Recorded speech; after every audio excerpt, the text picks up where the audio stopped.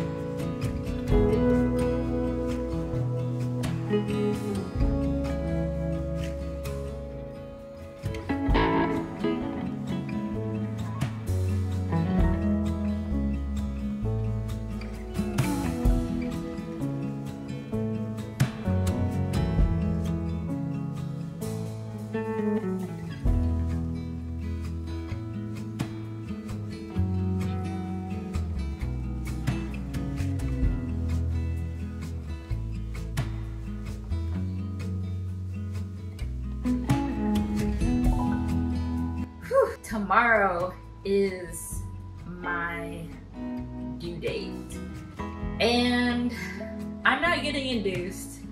I'm just letting baby Carter come naturally. I'm not feeling tired or anything like that, to where like tired of being pregnant, to where I feel like I just need to get them out of me. But I'm definitely starting to feel tired, and the urge to just like hold my baby, take care of my baby and things of that nature. My husband is feeling the exact same way. It's such a crazy feeling right now. There's so much that we've gotten done. Nesting is so very real. I felt crazy because some days I would sit in this very bed and not want to do anything. And then there were some days I would get up at like 9 o'clock in the morning and get a whole bunch of stuff done and be exhausted, sleep, and then do it somewhat all again the very next day, like the day before. Didn't even happen. As the day draws more near, I have found myself really having no control over what my body is wanting to do. One minute I'll be very exhausted and not want to do anything, and I have to just let myself rest when those days and those moments occur, because if I push through and try to do something, I'm gonna just do everything very gradually, and I'd rather not do that because it affects me, it affects baby, and it affects my husband. So I'd rather focus on the fact that baby is very near and relax as much as possible, because I don't know what things are going to be like when baby Carter gets here. I am hopeful, I am faithful, I'm very grateful. I am anticipating so many sweet things. I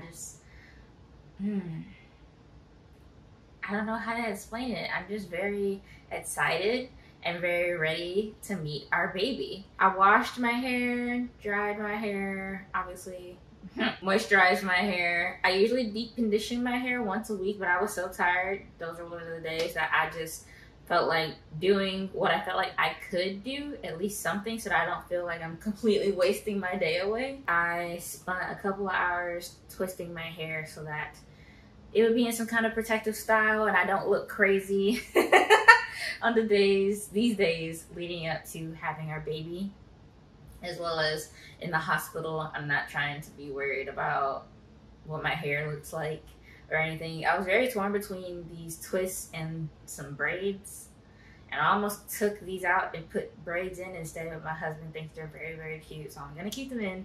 And honestly, I think they're pretty cute too. The shrinkage is so real. I have no idea how long my hair actually is. I pulled some strands and some came to my collarbone. Some in the back came down to, like, I don't even know how to explain it, but I guess like close to the hook of my bra. Is that what I'm trying to say? The last time that I did this style of twists on my hair, the twist stopped like way up here. I wish I had some pictures. I was like a little boy. I felt like I did. We just came back home from a brunch. I just did some dishes and put some things away. I'm not trying to do too much because my feet are starting to swell a little bit from me standing up and standing around and doing a lot of stuff around the house, moving around nonstop, and being outside. Out here in Southeast Texas, y'all, it's like 100 degrees. Like, at least where I'm at, it's 100 degrees. On top of me not trying to do too much because of baby and swollen feet and random bursts of energy, then moments of tiredness, it is the Sabbath day. So I'm not trying to do much of anything other than what absolutely needs to be done or I'm going to like enjoy doing, and it's more so like fun versus like work. Like I said in my previous video, I only do something if I really have to do it. So the dishes really have to be done because I don't like for my pots and pans to sit there in water or whatever the case may be, because my husband actually ended up taking over yesterday. I cooked and then I ended up falling asleep before I could get everything into a container and get my pots and pans cleaned out, but he rinsed out everything for me and it was late. I can't remember what time it was, but he came to bed with me and I'm just grateful that he did that in itself because he didn't have to do anything. But today my goal is to fold this laundry, or at least some of it, get a dent in it. And I also finally went out of the way to get the, what are they called? Adult diapers? Pregnancy brain, y'all.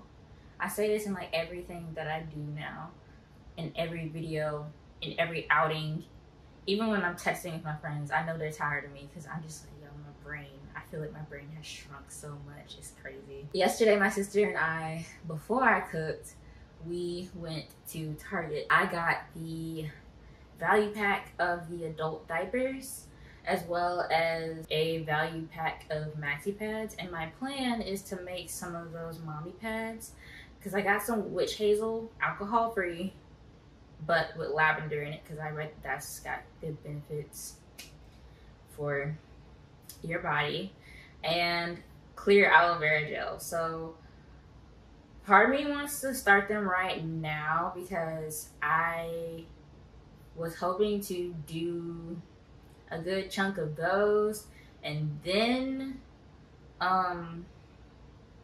pack the hospital bag, because I haven't done that yet. I've literally done everything else to get the house ready for baby except for myself. And I don't know, saying that out loud, it doesn't really sound that bad to me considering my husband, he just been making sure that I'm taken care of. So it's kind of been like the last thing on my mind.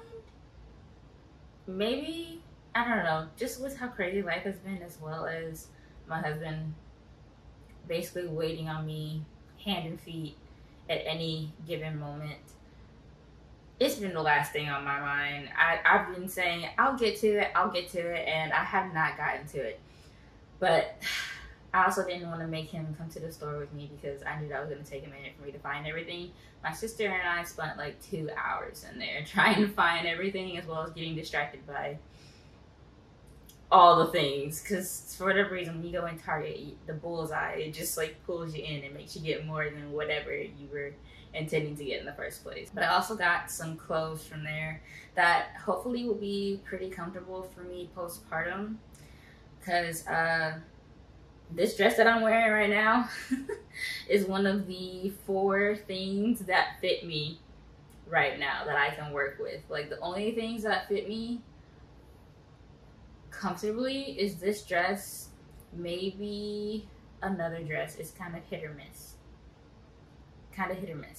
And then I have 3, maybe 4 t-shirts and a pair of leggings. That's it. And I refuse to buy anything else for as far as like for wearing something, because literally tomorrow is my due date, so it just feels pointless to be buying anything else when I'm about to pop. This vlog is just me getting the last few things in order before baby Carter graces us with their beautiful presence. Oh my goodness, we had an ultrasound some days ago and baby Carter is perfect. We were coming home from the brunch today and I was like, man, baby Carter is so perfect. And my husband was like, more than perfect, better than perfect, beyond perfect. And it's such a surreal feeling. It's such a surreal feeling. I have not been having Braxton Hicks or anything like that very much, or contractions at all, or anything for that matter. I just get really, really sleepy at the end of the night, and then I feel baby just nestling into my pelvis, and it's not uncomfortable. I must say it's not uncomfortable or anything like that. I know that may sound weird for someone who may or may not have been pregnant before. Well, when I say that, I mostly speak of men, because when I say it to my husband, he's just like, that sounds painful, but it doesn't. For women, it's probably more common to not necessarily cringe at the thought of a baby settling into your pelvis. So it doesn't hurt. It's not uncomfortable. There's no